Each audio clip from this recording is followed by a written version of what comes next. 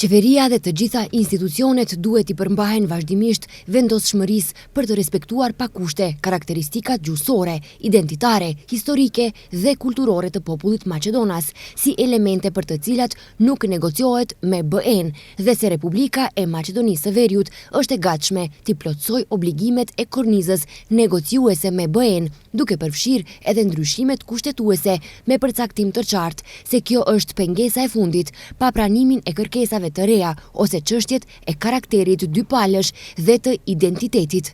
Këto janë dy pika kryesore të rezolutës për definimin e pozitave të përbashkëta për vazhdimin e rrugës evropiane të shtetit, që sot e prezantoi në briefing me mediat kryetari i LSDM-s Venko Filipçe.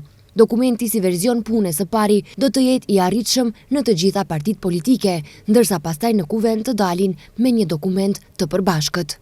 Këto janë linjat tona të kuqe. Ky është propozim vendimi për arritjen e të gjitha objektivave strategjike dhe kombëtare të përbashkëta me konsensus, duke pasur parasysh shumicën e lartë të qytetarëve për antarësim të vendit në Bashkimin Evropian. Dokumenti vjen me propozim ligjin për rolin e kuvendit në procesin e negociatave eurointegruese.